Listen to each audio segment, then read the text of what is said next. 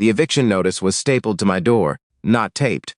Whoever posted it wanted it to hurt to pull off, and it did, leaving 4 small puncture wounds in the wood that I'd have to explain to my landlord eventually. Except my landlord was the reason it was there in the first place. 5 days. That's what the letter gave me before the locks on my Hamilton apartment would no longer open for me. I stood in the hallway with my coat still on, snow melting off my boots onto the carpet, reading the same paragraph 4 times like it might change if I gave it enough chances. It didn't. My name is Owen Brisbois, and 3 months earlier I'd had a decent life. Not flashy, but mine. I worked as a junior project coordinator for a mid-sized construction firm just outside the city, the kind of job where you wear a hard hat sometimes and spend most of your days on the phone with subcontractors who never call you back. It paid enough to cover rent, groceries, the odd dinner out.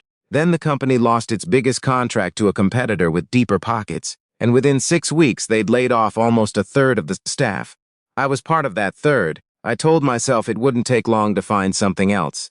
I had experience, decent references, a clean resume. What I didn't account for was how many other people in this city were telling themselves the exact same thing. Applications went out by the dozen. Interviews came, a few of them, and then went nowhere. My EI payments were a fraction of what I used to make, barely enough to cover half my rent, and the gap between what I owed and what I had kept widening every month like a crack spreading across ice.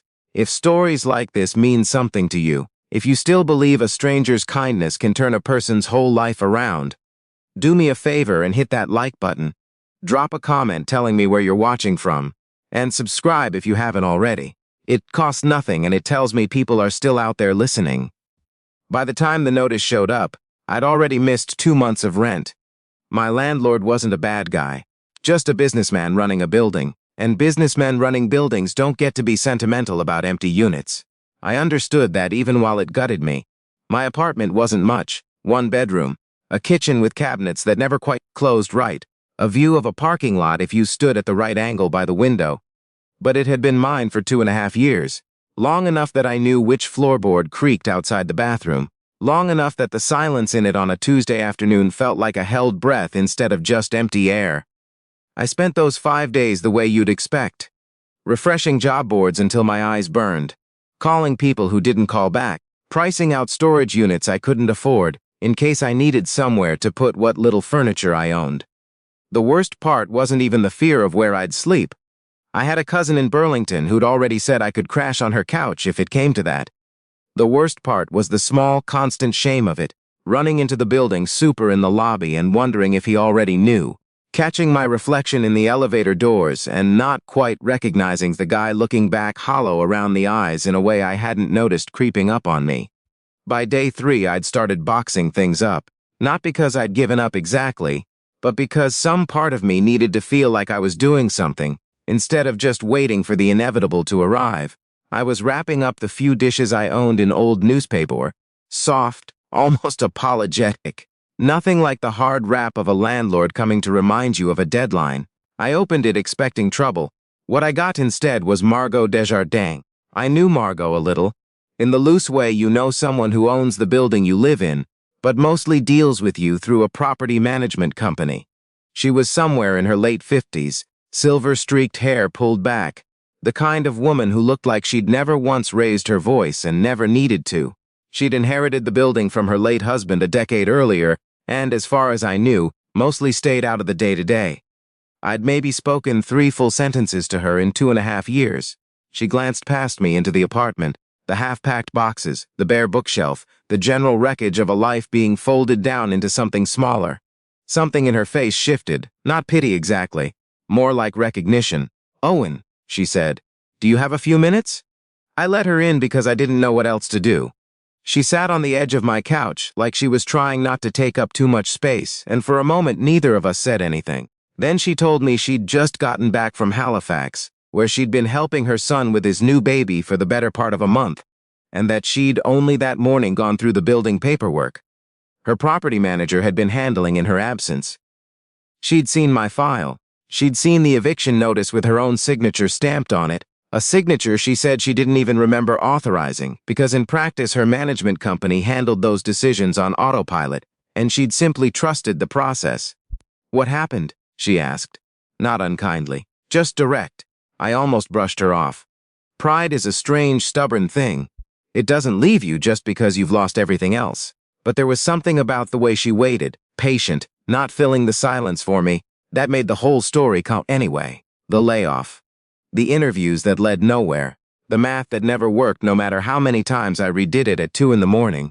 By the time I finished, my voice had gone rough in a way I wasn't proud of. Margot was quiet for a long moment. Then she said something I didn't expect at all. "I'm not here to talk about the eviction," she said. "I'm here because I think we might be able to help each other." I assumed she meant a payment plan, maybe a short extension. What she actually told me was something else entirely. Before she married her husband and inherited the building, Margot had spent almost 2 decades working in community settlement services, helping newcomers to Canada and people coming out of hard stretches find their footing, housing, job training, basic financial literacy, the kind of practical scaffolding that nobody hands you when your life falls apart. She'd stepped away from that work when her husband got sick, and after he passed, she'd never quite found her way back to it. Lately, she said, she'd been thinking it was time. She wanted to open a small community resource center in an empty storefront she owned 2 blocks from the building. A place for facing exactly what I was facing. Job search support, basic financial counseling, a food cupboard, maybe eventually some partnerships with local trades programs. But she didn't want to run it alone, and she especially didn't want to run it as some outsider handing down help from a position of comfort. She wanted someone who'd actually been where the people walking through that door would be. "I'll cancel the eviction," she said, "and I'll let you stay rent-free for the next 3 months while we get this off the ground. In exchange, I need you to help me build it. Not as a volunteer, as a partner." For a second, I genuinely thought I'd misheard her. Me? I barely had myself together. The idea that I had anything to offer someone else felt almost laughable. She must have seen it on my face, because she said, quietly, sometimes the people who can actually help someone who's drowning are the ones who know exactly what the water feels like. I didn't answer her right away. I told her I needed to think about it, which was mostly true, but really I think I just needed a minute alone to absorb that the floor wasn't about to disappear from under me after all. I said yes the next morning. The weeks after that felt like stepping into someone else's life. A better one I hadn't earned yet but was determined to grow into. Margot and I spent long days in that empty storefront on Barton Street, scraping old vinyl flooring, painting walls a soft gray blue she picked out herself, hauling in secondhand desks, and filing cabinets donated by a law office downsizing 2 blocks over. We didn't have a name for the place at first. We just called it the Center until one afternoon, half joking, I suggested we name it after her, the Desjardins Family Resource Center. And she laughed and said only if I let her put my name on the volunteer board as co-founder. We compromised. Neither of our names went on the sign. We called it simply the second floor, because the storefront sat below a dentist's office, and the name felt honest, a place for the part of life that comes after the ground floor falls out from under you. People started showing up before we'd even finished setting up the chairs.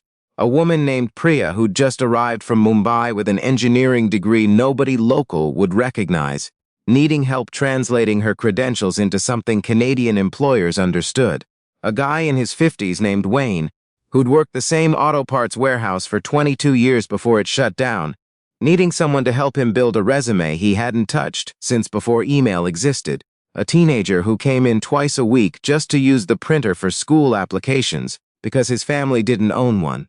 Every single one of them reminded me of where I'd been 3 weeks earlier, sitting in my half-packed apartment wondering if I'd disappear and nobody would notice.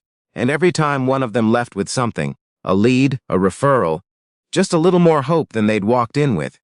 Something in me kept stitching itself back together too. Then, about 2 months into it, something happened that I still think about more than almost anything else from that whole stretch of my life. A man named Desmond Achibi came by one Thursday afternoon to drop off a donation, a pallet of office supplies his company had overordered. He ran a mid-sized construction supply distributor out of Stony Creek, the kind of business that quietly keeps half the contractors in the region stocked with everything from drywall screws to safety gear. While we unloaded boxes together, making small talk, I mentioned my background, the project coordination work, the construction industry contacts I still half remembered the names of. His eyebrows went up. Turned out his company had just landed a major distribution contract, and was scrambling to hire someone who understood both the supply side and the construction side, well enough to manage logistics between the two.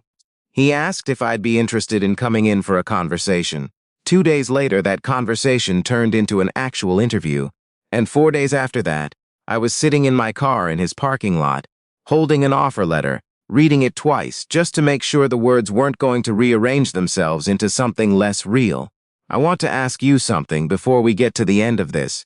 Drop a comment and tell me where you're watching from.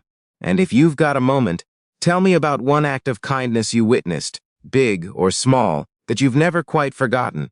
I read every single one, and I think somebody out there needs to hear yours today. I started full-time at Desmond's company a few weeks later, but I never left the second floor behind.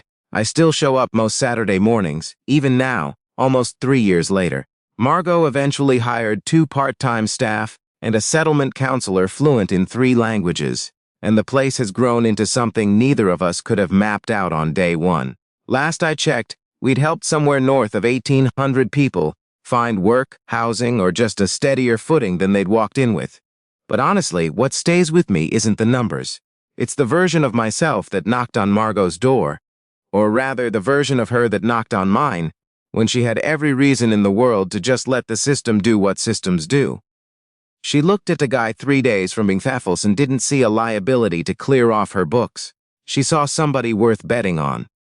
If this story did anything for you today, hit like, share it with someone who could use the reminder that things can turn around when you least expect it, and subscribe for more stories like Owen's. Because sometimes the day that feels like the absolute end of everything is actually just the quiet beginning of something you couldn't have seen coming.